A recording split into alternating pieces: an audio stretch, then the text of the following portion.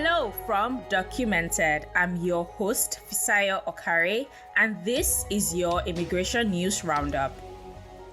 First, the headlines of the stories you hear on today's show. City spending on out-of-town tickets for migrants outweighs immigrant offices' funding. Former President Donald Trump falsely claimed this week that migrant students are displacing other children from New York City schools, Chalkbeat reports. Meanwhile, businesses across America are scrambling to find workers, says a new report from Bloomberg. And you will hear directly from the co-founders of Afghans for a Better Tomorrow and my colleague Giulia McDonnell Nieto about Afghan asylum seekers who are traveling from Kabul through Brazil and making their way to New York after crossing the border into California. They've been, scared of gender-based violence and Islamophobia in the shelter. We would welcome such a thing if resources were provided and assistance was provided to us for our people here in the city. I think folks might have that sort of American dream in their mind where if I go there, everything will be fine. But coming here, it's housing is an issue, getting food is an issue. We're ending today's show with a feature song which one of our interviewees, Halema Wali, from the main segment selected herself. The song is Ahmad Zahi's Lailijan. But before we go into that story, my colleague America Faji, who is Documented's labor reporter via Report for America, has the updates. Hi, this is your immigration news briefing. City spending on out-of-town tickets for migrants outweighs immigrant offices' funding, says a new report from CityLimits. By the end of January, officials revealed that the city had worked out $7.6 million on buying over 20,000 plane or bus tickets to move immigrants from its shelters to places outside the 5 boroughs. That's 3 times more than what the city usually spends in a year for its 2 main offices that handle services for immigrant communities. The first round of City Council preliminary budget hearings for the fiscal year 2025 began this week. Still on the chopping block is a 10% cut to city spending on migrants.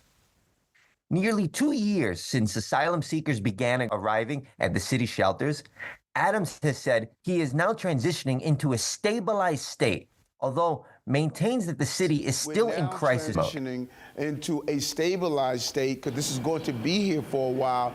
So by doing that, we can renegotiate contracts, we can look at long-term planning. We are far from out of the woods, but we're showing that we can manage this crisis if we watch how we spend and we manage the spending that we're seeing in the city.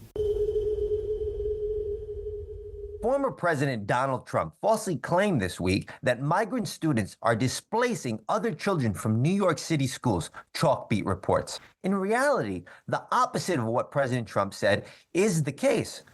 Schools in New York City have been dealing with a different issue in recent years, lots of empty desks. This school year, enrollment has seen a slight increase, partially due to more migrant students joining. However, it's still around 9% lower than before the pandemic.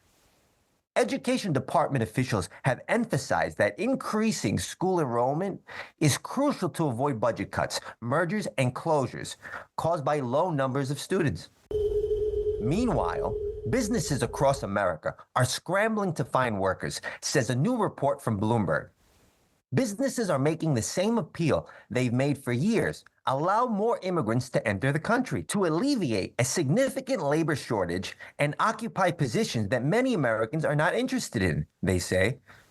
Bloomberg's analysis says, indeed, immigration may be one of the key reasons the U.S. avoided a recession as it emerged from the pandemic. And this is so because as migrants came to the southern border during COVID's upheaval, the increase in migrant arrivals may have been a potential solution to a shortage that by the end of this decade could lead to close to $2 trillion in unrealized economic output.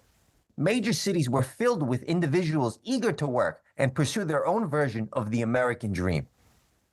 However, in 2024 America, things are not unfolding as anticipated. Many newcomers who qualify for work permits struggle to obtain them due to government bureaucracy.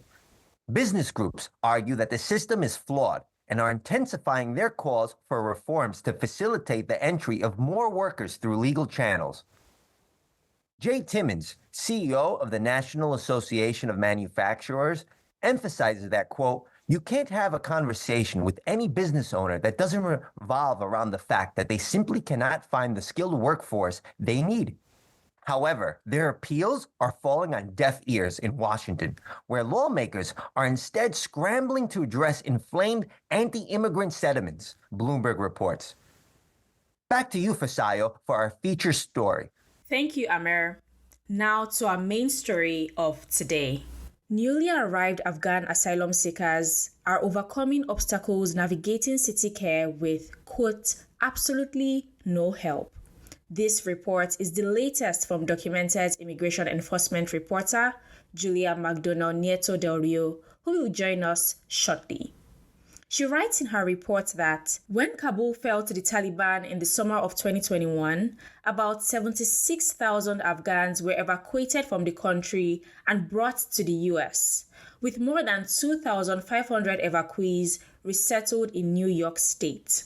Hundreds of that group were resettled in the Albany area, where Afghans also leaned on each other for support as they began their lives in the US.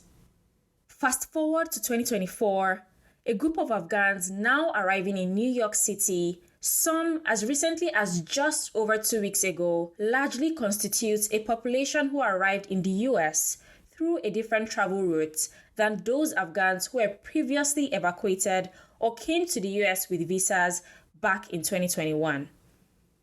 Of this new group, most did not enter the country under humanitarian parole or with special immigrant visas, and therefore have fewer resources available to them through federal funding. Here to further discuss this report is documented immigration enforcement reporter Giulia McDonnell Nieto Del Rio. Thank you for joining me today, Giulia. Thanks for having me, Fisayo. What an insightful and illuminating report you have today about newly arrived Afghan asylum seekers in New York City. Reading this report, I could see common themes and similarities with the difficulties asylum seekers from other countries have said they are facing in the city, language barrier, and having to rely on other migrants who settled in the US long before them for help. But your new report about the Afghan asylum seekers reads like a difficulty within a difficulty. Let's get into this story. There are two Afghan sisters at the center of your story, Pari and Raha, who have only been in New York for slightly over 2 weeks. Can you walk us through their experience at the Randall's Island tent shelter? Right. So Pari and Raha, I met them at an event at a mosque in Queens. And as you said, they've only been in New York for just over 2 weeks.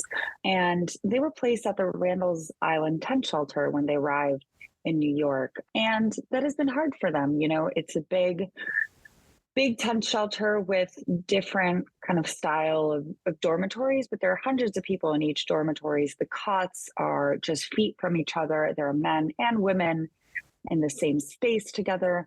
And as they said, and as the story notes, they've been, scared of gender-based violence and Islamophobia in the shelter. They've seen some violence among other shelter residents. And as to women who have traveled here alone without any other family, they haven't felt like it's a safe place for them to really start their new lives in this country. So it's been a difficult transition.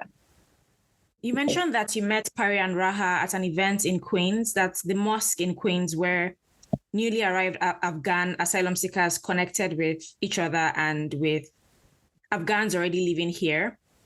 Can you describe what you saw there and how the event went?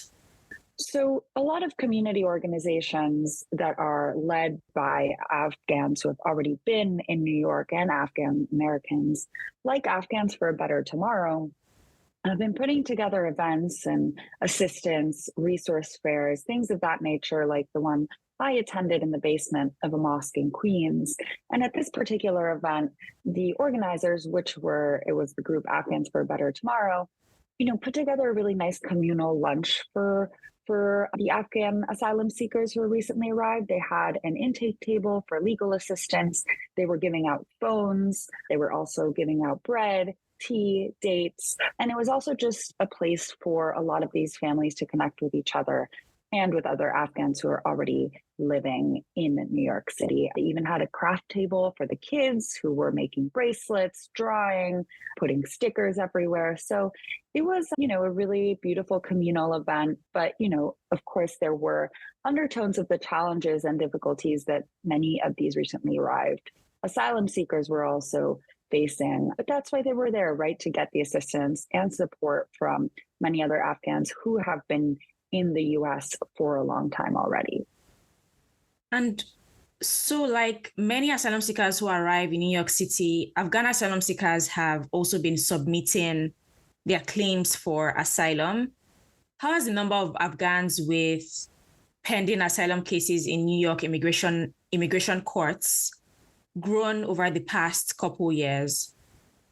So the number of asylum seekers, Afghan asylum seekers in New York has grown significantly in the past few years. And we have this data from TRAC, which is the Transactional Records Access Clearinghouse at Syracuse University.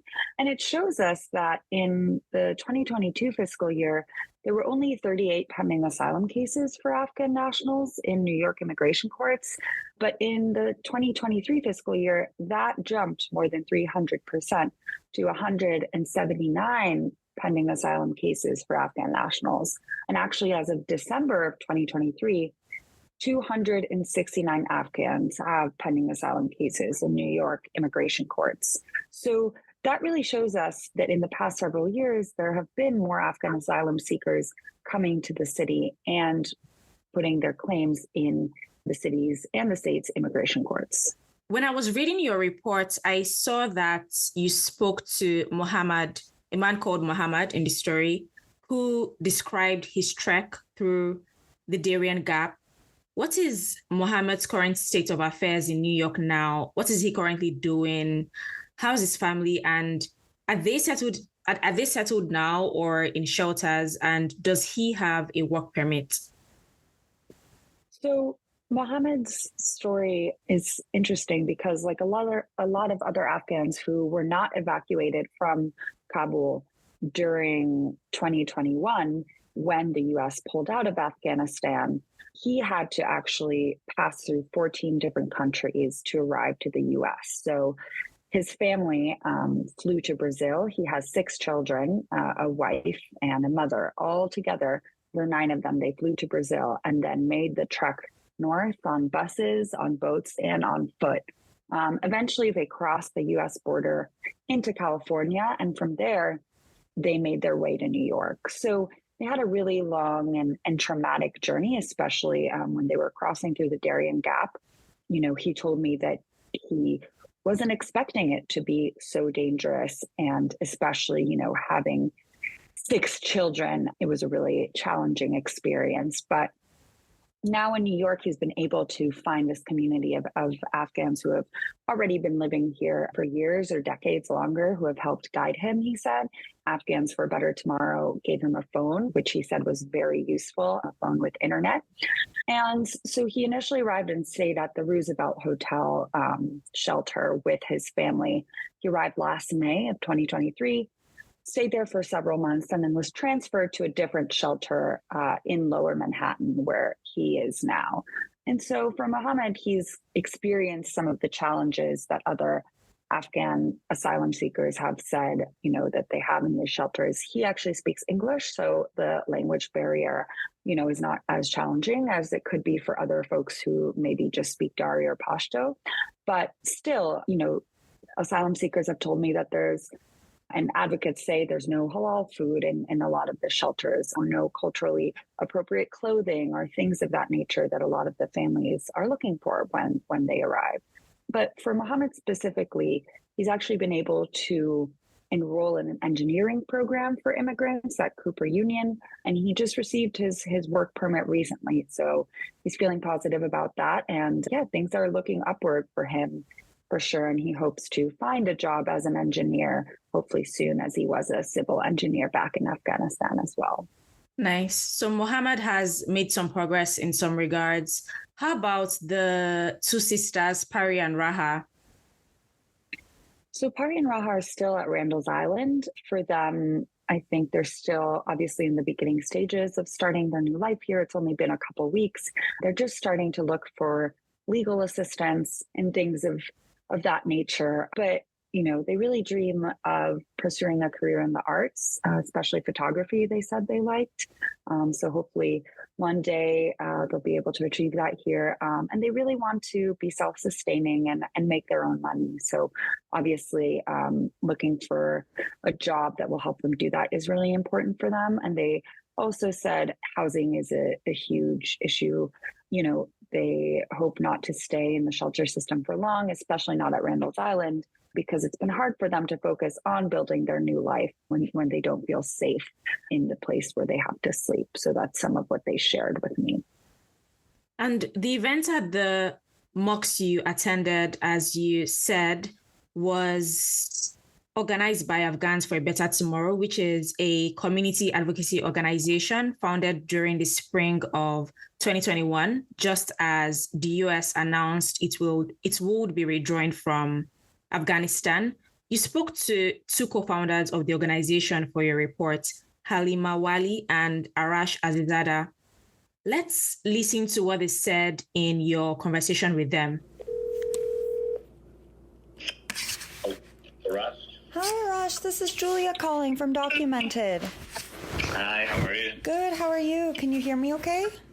Yeah, I can hear you. We could just chat a little bit about the work you're doing, what you're seeing. Yeah, we're a really small organization. I've been building our footprint in the city, and part of why we've been doing that is because everyone told us no. At first we were like, we cannot do this. We're not built to do this, and we're still not built to do this. But we are doing it like pure by necessity because everybody we asked for help said no. We're trying to do, like on Sunday, we hope to have some sort of like legal intake where we've already kind of done that with folks. We're making sure nobody falls through the crack, nobody's missing their court dates. Everybody is able to at least, find some level of legal representation. I would say also the majority of the folks are at the shelter, but now I think that number is decreasing and people are finding some level of housing somewhere else, either in the city or around the city. Some people have moved to Albany. So have some of these folks been affected by the city shelter stay limits that are implemented now, like the 30 and 60 day limits for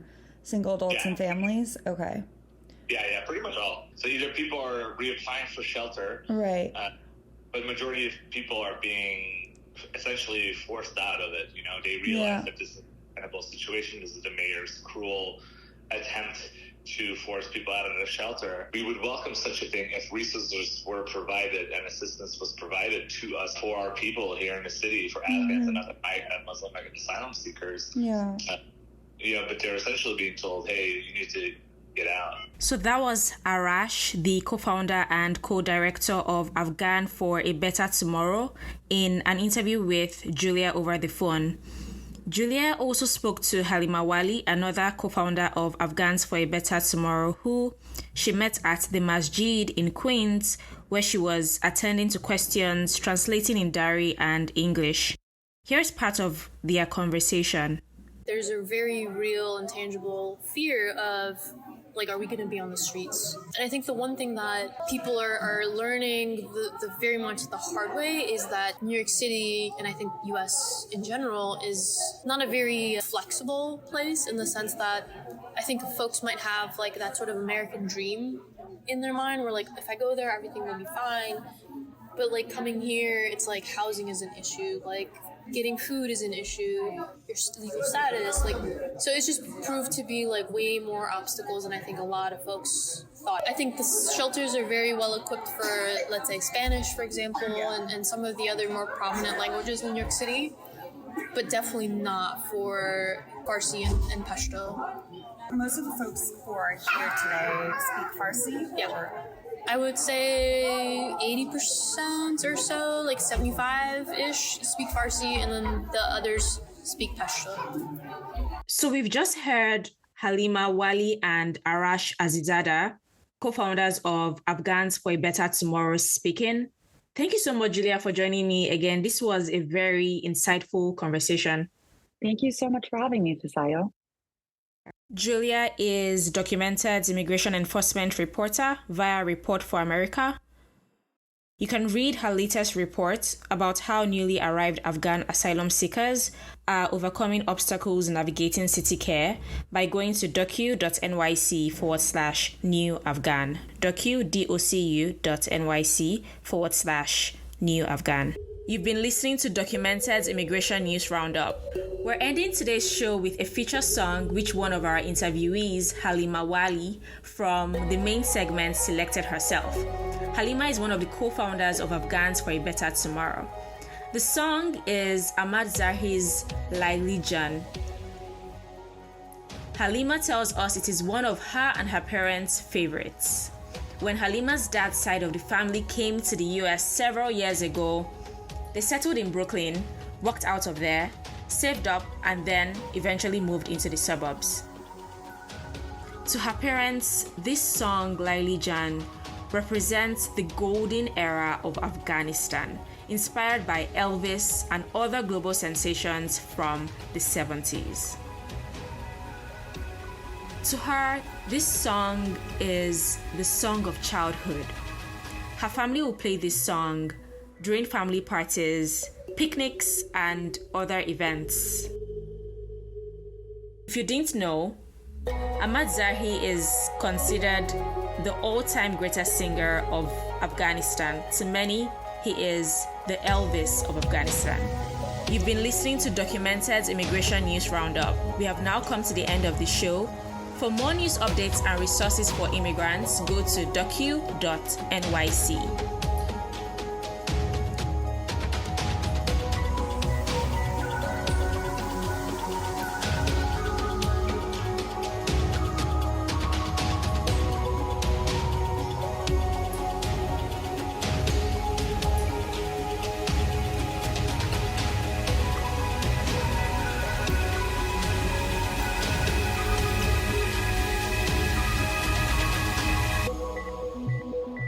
You've been listening to Documented's Immigration News Roundup.